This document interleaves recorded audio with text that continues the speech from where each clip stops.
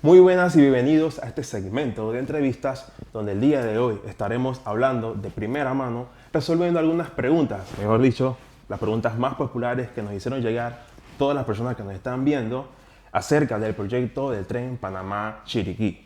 Pero las respuestas no saldrán de una cualquier fuente, sino que tendremos al señor Diego Calderón, que es el director de finanzas, alineado a este proyecto. Así es, encantado de recibirte, Sony. Nosotros comprendemos que es un proyecto de interés nacional y aquí somos un libro abierto y muy interesados en poder presentar lo que se viene avanzando en esta etapa de estudios de preinversión para el proyecto Ferrocarril Panamá-David Frontera. Igual, quiero hacer la mención de que todo lo que posiblemente hablemos es un caso preliminar. Habrá muchos posibles cambios, si no, en el proyecto, pero trataremos de resolver todas las preguntas populares que hubieron en las redes sociales.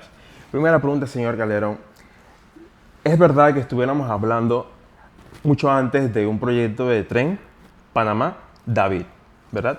Luego se habló de un proyecto tren Panamá-Paso Canoas o Frontera, lo que dio a pie a una consulta popular. ¿Será posible que en un futuro podamos estar hablando también de un proyecto tren Panamá, incluso Boca del Toro? Es curioso que lo menciones, Sony, porque sí, efectivamente el estudio de factibilidad tiene que considerar todos los elementos importantes de un posible proyecto ferroviario. No solo estamos hablando verdaderamente de un proyecto, es un programa de proyectos. Okay.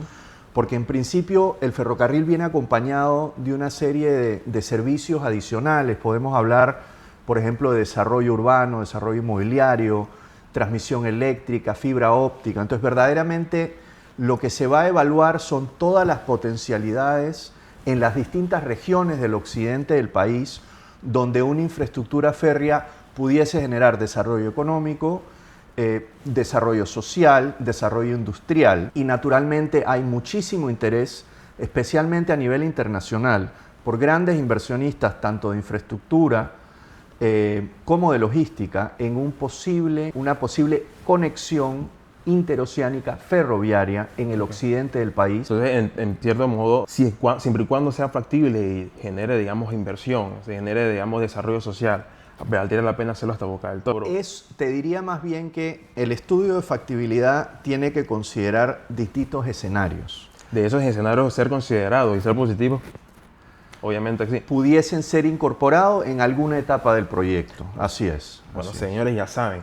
Siguiendo con esa misma línea, se habló de dos fases de construcción. Primero, si no me equivoco, una fase de Panamá a Divisa y la otra de Divisa a Chiriquí. Muchas personas se preguntan cómo será la construcción de estas fases, ¿no? De forma preliminar, como por lo menos la han planteado, que creo que esto obviamente puede cambiar en el tramo, pero de su opinión, ¿cómo consideraría que sea mejor la construcción? ¿De Panamá a Divisa primero, luego de Divisa a Chiriquí, o las dos de forma simultánea? Que empiecen en Chiriquí hacia Divisa y de Panamá a Divisa y se choquen. Ya que esta pregunta surge porque muchas personas a nivel popular opinan que de ser de forma simultánea el proyecto tendría como sería más garantizado la finalización de este. ¿Usted qué opina al respecto? Bueno, otro de los retos importantes del estudio de factibilidad es precisamente ir identificando cuál es el faciado, lo que se denomina el faciado del proyecto. Digamos, si tú tomas como ejemplo el Metro de Panamá, el Metro tiene un plan maestro que contempla muchas líneas y es un proyecto a muchos años que se va haciendo por etapas. Y se debe priorizar las etapas por la evaluación costo-beneficio y la evaluación de rendimiento financiero y económico que pudiese tener cada etapa. Entonces, yo te diría que hay una intención de la integración de Panamá con el occidente del país hasta la frontera, y esa intención es lo que quisiéramos ejecutar. No obstante, también tenemos que ver, digamos, la capacidad de repago de las obligaciones generadas por la construcción del ferrocarril y cómo eso calza con las finanzas públicas. De hecho, eso lo haremos más adelante, ¿eh? Así es. Entonces, en ese sentido, las fases se deben priorizar por su potencial de generar también ingresos y de atracción de inversión privada. Entonces, va a haber dentro del estudio de factibilidad, por más que nuestro espíritu y nuestra intención, como tú comentas bien, Sonny, es llegar a Paso Canoa y tratar de lograrlo, digamos, en dos fases, nosotros sabemos que el estudio de factibilidad hará una serie de validaciones y análisis adicionales para ya tener algo concreto que nosotros debemos someter pues, al Ministerio de Economía y Finanzas para su aprobación, ¿no? Me queda muy claro, la verdad, la respuesta. Siguiendo con la misma línea, me hablaste de varios estudios, entre esos estudios de factibilidad. Yo, haciendo mi investigación con mi equipo, noté que había bastantes estudios, y por lo menos estudios de factibilidad, estudio de viabilidad, estudio de diseño, estudio de ruta, estudio incluso de la estructuración financiera del mismo. De todos esos estudios y diseños y, bueno, toda la planeación que se ha hecho previa, ¿cuál tú consideras, aquí en la Secretaría, cuál consideras que ha sido el estudio que le has afrontado más reto, más difícil? Bueno, te diría que el que estamos actualmente, ¿cómo se llama?, ejecutando, que es un proyecto interesantísimo. Mira, te doy un recuento rápido para que la audiencia en general sepa pues a dónde estamos, ¿no? Hubo un estudio inicial donado pues por el gobierno pues de China en un gobierno anterior, y es un estudio que se hace en el 2018 y se recibe, y era un proyecto inicial con, si no me equivoco, 22 estaciones, y era un proyecto de ferrocarril hasta David, y solo contemplaba pasajeros. En la administración actual, el secretario Farouk, quien lidera la Secretaría Nacional del Ferrocarril, toma como primera tarea la revisión y validación y mejora de ese primer estudio, que viene a ser el plan maestro del proyecto Ferrocarril Panamá-David Frontera, ¿no? Entonces ya partimos de una base, y entonces la firma americana de ingeniería, que es una firma internacional muy prestigiosa, hace el estudio del plan maestro. Ese estudio culminó aproximadamente en los meses de julio-agosto del año pasado. Y ese es, digamos, a 30.000 pies de altura, ¿no? Es un estudio muy alto nivel. Actualmente hemos entrado ya a la fase del estudio de factibilidad per se. Entonces, tiene tres patas principales el estudio de factibilidad. Digamos, AECOM, la firma que desarrolló el plan maestro, ahora está en el rol de asesor integrador de todos estos trabajos y van a llevar a cabo los estudios técnicos, pero en conjunto con AECOM está la firma KPMG, tanto las oficinas de Panamá como de España, que cuentan con el Centro Ferroviario de Excelencia de KPMG en España, y la firma WSP para los temas ambientales, y la firma Steer Davis, que es una firma internacional también experta en cálculo de demanda de carga y pasajeros. Entonces, estas cuatro entidades en su conjunto están liderando cada una en su disciplina: KPMG en finanzas y economía, Steer en estimaciones de demanda de carga y pasajeros, WSP en ambientales, y AECOM va a lograr empaquetar todas esas labores. ¿Quién? AECOM. AECOM, sí, correcto. Cabe resaltar que estos asesores son asesores muy senior, con muchísima experiencia en el sector ferroviario, gente que ha trabajado tanto en el sector público como en el sector privado, en países como Estados Unidos, México, España, Inglaterra, y nosotros contamos con su respaldo. Para responder tu pregunta, el reto más grande es atender los requerimientos de atracción de inversión privada, importantísimo, atender los requerimientos de las limitaciones presupuestarias, pero también del lado de ingeniería y del lado de demanda, generar un proyecto suficientemente potente para que entregue, digamos, los beneficios que promete en el futuro, sociales y económicos. Vale, claro que sí. Igual, con lo que respondió, se me abrió la ventana a dos preguntas. Creo que le respondiste ya el estudio, por lo menos de la perspectiva económica, pero quería que ahondaras un poco más al respecto. Y la segunda es, como mencionaste, a la inversión de China. Mi primera pregunta sería, tú como director de finanzas de la Secretaría, sé que hay un reto en base a la estructuración financiera del mismo. Ustedes, en este caso, trabajarían de forma directa con el MEF. Ustedes necesitan la aprobación del MEF para esto? Y de tu opinión también, ¿cuál es el reto dentro de la estudio de finanzas per se? ¿Qué es lo que más, por así decirlo, más le ha costado? ¿O cuál ha sido el reto para usted dentro de la Secretaría pues, en el sector de finanzas? Ok, la primera parte, definitivamente el MEF pues es la entidad estatal encargada de las finanzas públicas y de las estructuraciones de financiamiento público y privado. Entonces, definitivamente nosotros tenemos que desarrollar una tarea, pero esa tarea pues se somete a aprobación y posteriormente, si llegamos a buen puerto y un resultado positivo, a una estructuración por parte del Ministerio de Economía y Finanzas. Okay. Eso es así. Sobre la segunda parte, lo más interesante, lo más retador es que los ferrocarriles como un activo, digamos, es un vehículo, pero es un vehículo de desarrollo país. Porque viene con el desarrollo orientado al tránsito. Es decir, donde va el tren va el progreso, porque como te comenté, hay muchos bienes y servicios públicos que pueden acompañar el ferrocarril. Y no estamos tratando de inventar la pólvora. Si tú ves el modelo en Asia, si tú ves el modelo japonés, el modelo coreano, si te volteas a Europa, ves el modelo español, el modelo británico, el modelo francés, el modelo alemán, definitivamente, a veces la operación de pasajeros es deficitaria, pero tú como estás trayendo estas otras líneas de negocio complementaria, hace que el paquete tenga mayor valor. Okay. Y el ferrocarril en Panamá, como nosotros tenemos a Panama Canal Railway, que es un ferrocarril histórico, ¿no? Sí, importantísimo en Panamá, que inicialmente fue 100% pues, inversión privada, okay.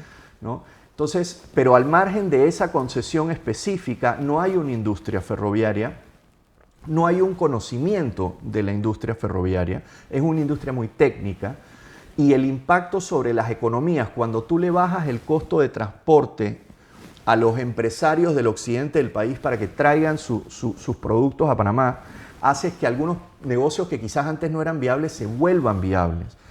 Y tú llevas allá buenos salarios, mano de obra calificada, porque mucho de esto es eléctrico, es técnico, es mecánico.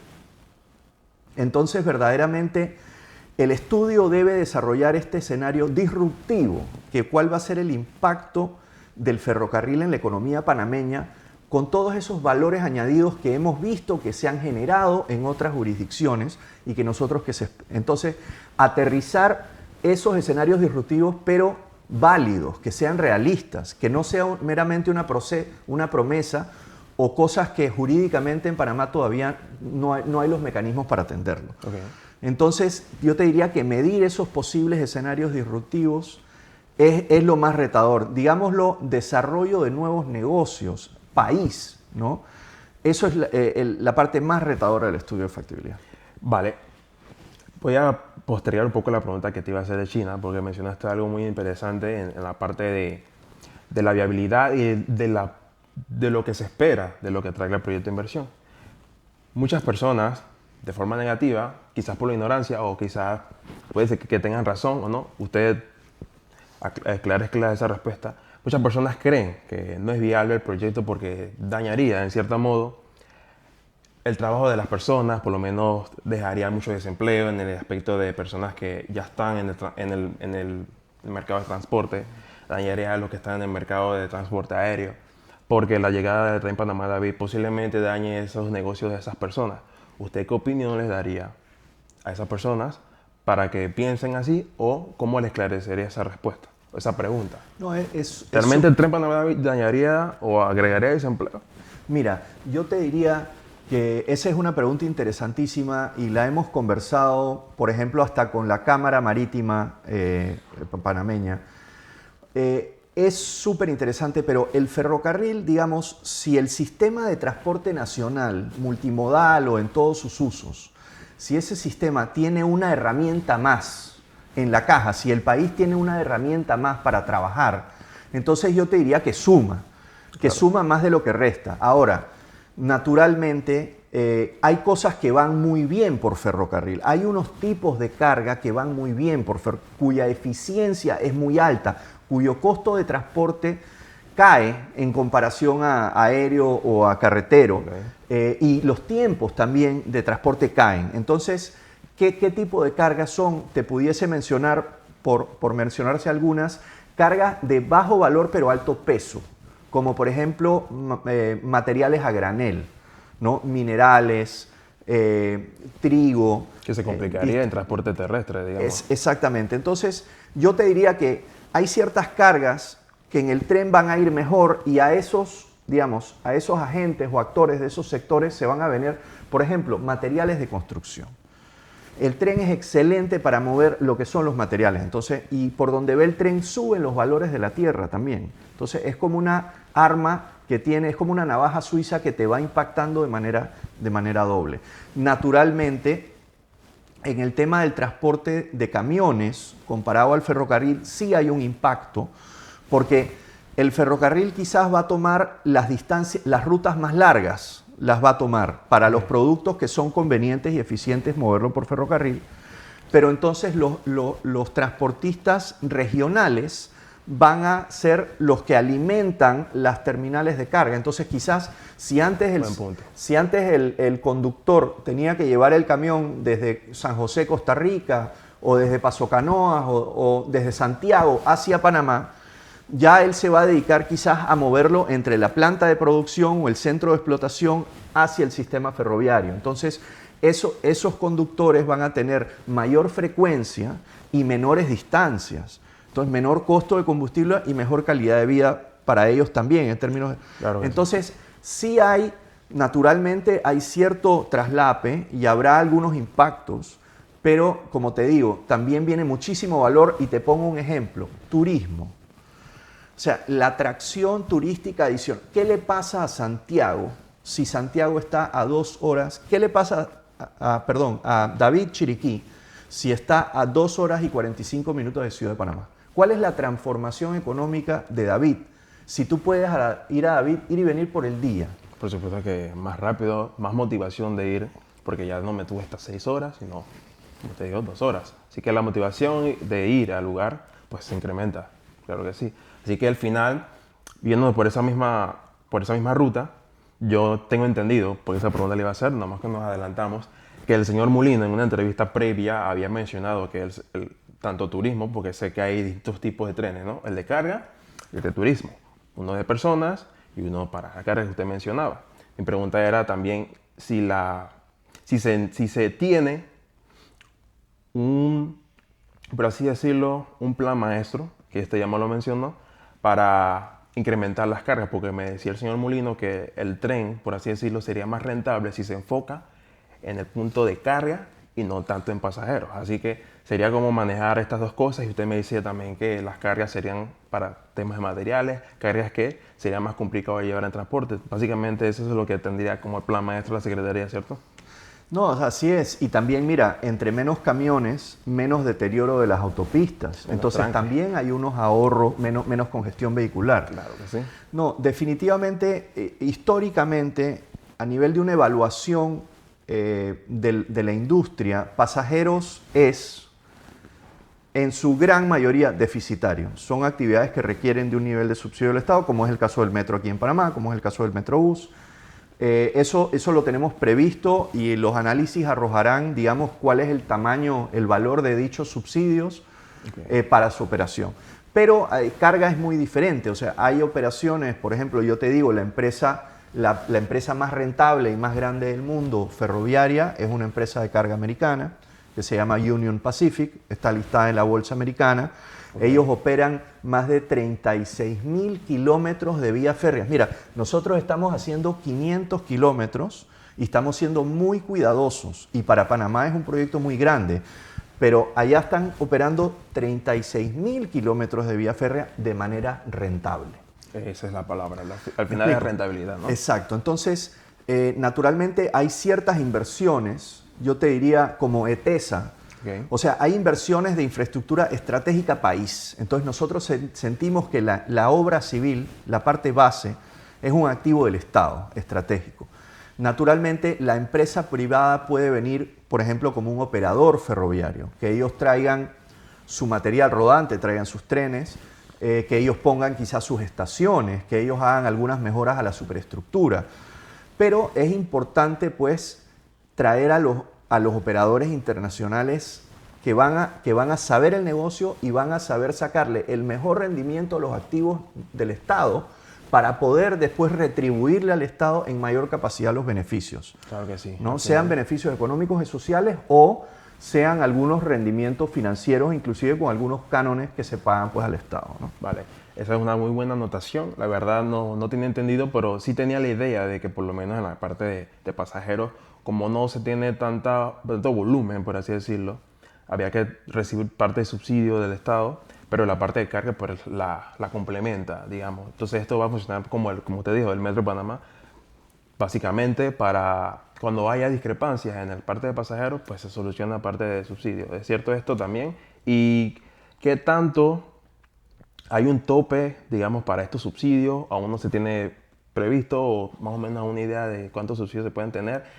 Tomando el ejemplo de otros tipos de trenes a nivel exterior. Mira, no me puedo... O eso va a depender, obviamente, sí. del momento. No me puedo adelantar digamos, a darte una cifra porque verdaderamente esto está todo en evaluación y se tiene que ir dimensionando no solo los elementos del proyecto, sino sus fases. Vale.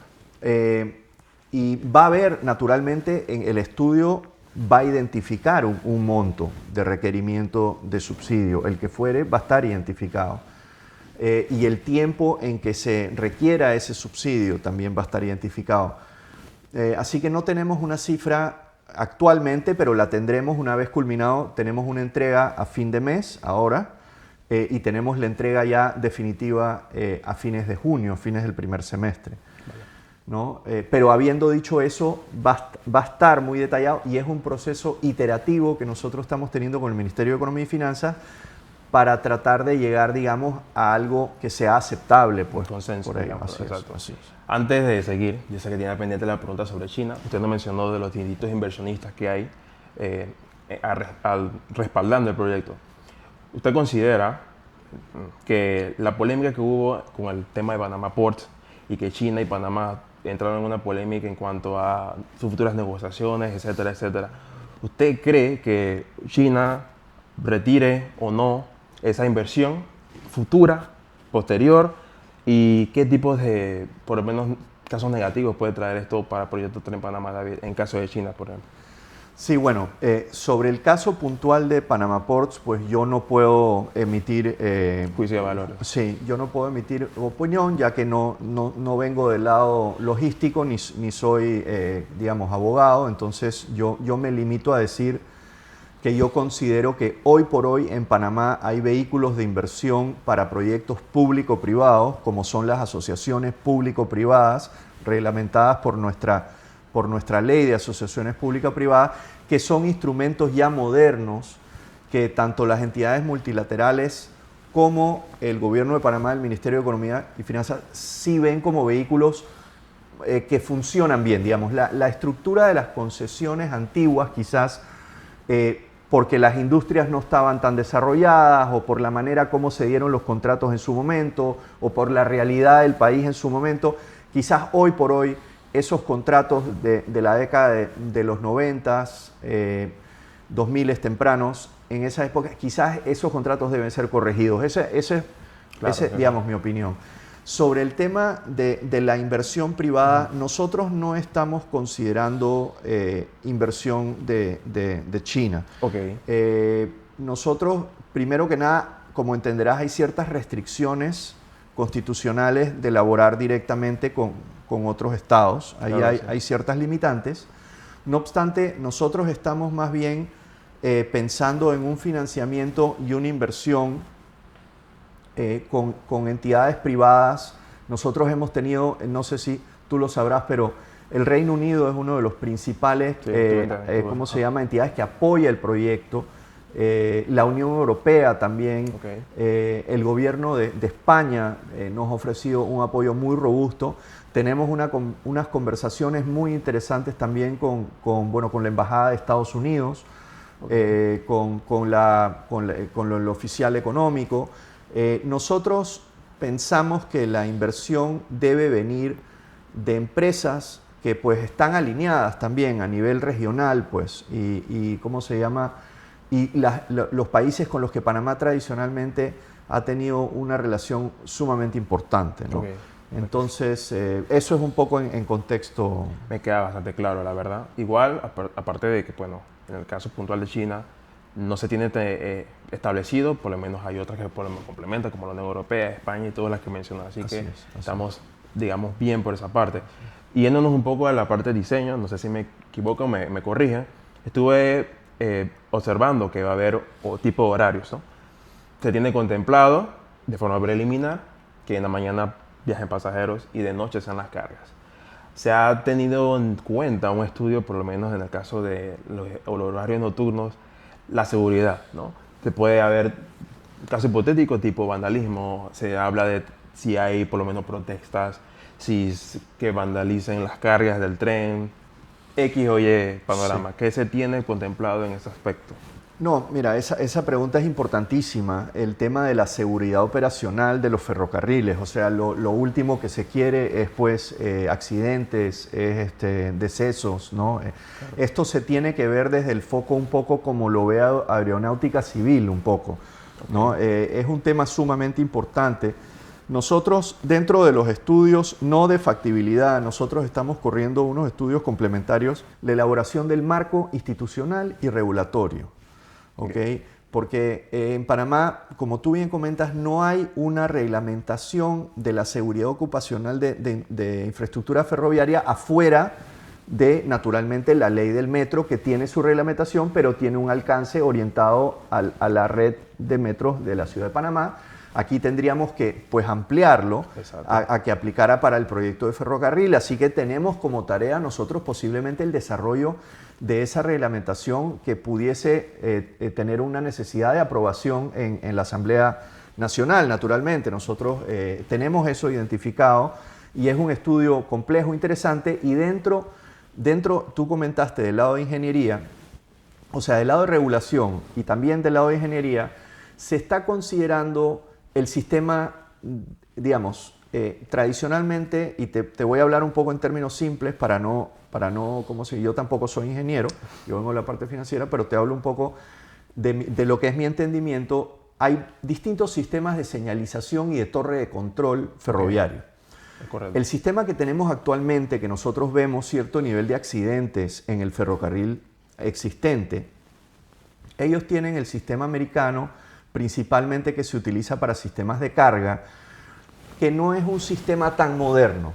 ¿Okay? Ellos, los maquinistas tienen ciertos sistemas de información, hay un centro de informaciones, hay unos controles, hay unos procedimientos.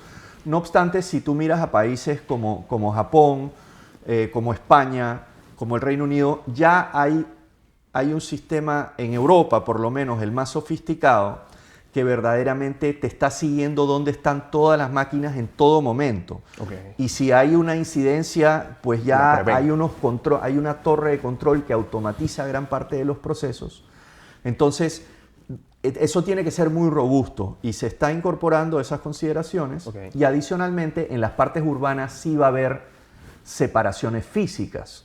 O sea, no va a estar expuesto, la vía férrea no va a estar expuesto en zonas urbanas. ¿No? O va por abajo o va por arriba, pero va con un nivel de cerramiento importante. ¿Usted considera que se replicaría entonces parte de la seguridad que tiene el metro actual de Panamá y parte de la seguridad más moderna, digamos, en el sentido de la Unión Europea, que es, digamos, que los sensores que prevén accidentes previos? ¿Vale?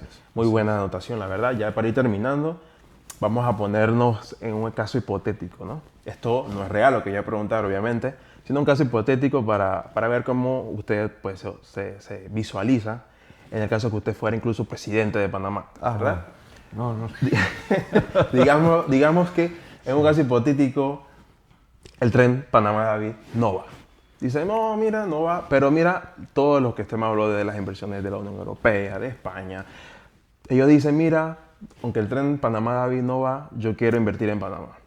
Si usted fuera presidente del país, ¿dónde usted pondría esa inversión o qué otra cosa o otro proyecto le gustaría hacer para Panamá para que el PIB por lo menos crezca? Mira, yo curiosamente O sea, te voy a responder como si fuera, pero yo en verdad no tengo ¿cómo se llama? Esa dirección de carrera profesional, pero bueno, te respondo. Mira, Panamá es excelente en inversión privada. Panamá es un país que ha captado inversión privada tradicionalmente. Panamá es un país con un sector financiero robusto, con entidades financieras maduras y profesionales en el sector finanzas muy maduro. Panamá es sumamente potente en la parte logística. Acá hay una industria, tanto en el sector público como en el sector privado, la autoridad del canal, la autoridad marítima, o sea, hay un conocimiento logístico fuertísimo. Claro que sí. Y Panamá es un país que sabe construir, que nosotros hemos hecho proyectos tales como el canal. Panamá entrega, cuando inicia los grandes proyectos de infraestructura, los termina, los entrega y los pone en operación. Entonces, habiéndote dicho todo eso y viendo la historia de la plataforma de servicios que tiene Panamá, y los servicios financieros son valiosísimos y es un centro financiero fuertísimo, y la plataforma de servicios legales también es muy importante, pero yo te diría, al país le va a venir muy bien una infraestructura real. Me explico, un activo real, unas máquinas que trabajen. Al final esto es una herramienta de transporte, ¿no? De desarrollo país, es un programa. Entonces, como te digo, yo lo veo como, yo insistiría quizás, hay algunas fases, si tú me preguntas a mí en lo personal, yo orientaría a las fases de mayor driver comercial, de mayor potencial de generación de ingresos. Bueno, pero yo creo que sigue siendo un estupendo proyecto y yo también lo abarcaría. Ahora, para hacerte un poco más específico, Panamá está teniendo una experiencia muy importante en dos aspectos y este estudio de factibilidad va a arrojar unas sorpresas positivas, interesantes. Indistintamente de si se continúa la siguiente fase o no, creo que va a ser un estudio muy interesante. Okay. Dos aspectos. Los ferrocarriles y los puertos, no solo el puerto al lado del ferrocarril, sino la integración, la adecuación de las infraestructuras existentes, la modernización, la digitalización, la ampliación, la mejora de esas infraestructuras portuarias y ferroviarias, conectando los 5 existentes y 2 futuros puertos de la región interoceánica, con unos desarrollos complementarios en Panamá Oeste para atender toda esa demanda de cargas, llamémoslo una terminal, un puerto seco en Panamá Oeste, con la conexión, digamos, a Rodman, con la futura conexión a Telfer, a Corozal, y la integración de Panamá Oeste, digamos, industrial o de carga hacia el canal de Panamá. Eso pudiésemos llamarlo la fase 1.1. Okay. Yo empezaría por ahí, sí, si fuese naturalmente mi decisión. Su decisión. Y hay un planteamiento interesante. Tú empezaste la entrevista hablando de Bocas del Toro. Sí, claro que sí. Nosotros pudiésemos hablar de un corredor interoceánico ferroviario en el occidente. Chiriquí, Bocas del Toro. Para trasiego no necesariamente de carga contenedorizada, pero quizás de minerales, quizás de otras cargas a granel, y ese corredor pudiese tener, pues, con el derecho de vía, gasoducto, oleoducto, agua potable, aguas negras, saneamiento, fibra óptica, transmisión eléctrica. Entonces, esos dos elementos son muy potentes, hay muchísimo apetito del sector de inversores internacionales, y son proyectos que quizás el país no los hemos aterrizado en el mapa, pero son dos proyectos interesantísimos. Claro que sí. ¿No? Vale, no me queda ninguna duda al respecto. Igual todas las dudas que ustedes tengan al respecto acerca de esta entrevista las pueden dejar también en los comentarios. Recuerden que todo esto es una fase preliminar, pueden haber cambios, pueden haber ideas muy buenas de parte de la Secretaría, de parte de la Administración que lleva todo este proyecto. Igual también se tienen contemplado, como bien dijo el director, todas las inversiones o estudios que vengan de parte externa. Cualquier cosa que tengan en cuenta, dejen nuestros aportes aquí en los comentarios. Recuerden que pueden suscribirse al canal si les interesan todos los datos, ya sea del mercado de Panamá o del mundo. Para eso fue hecho este canal. Así que nos vemos hasta la próxima. Muchas gracias, señor. Gracias, Sonny. Excelente, excelente.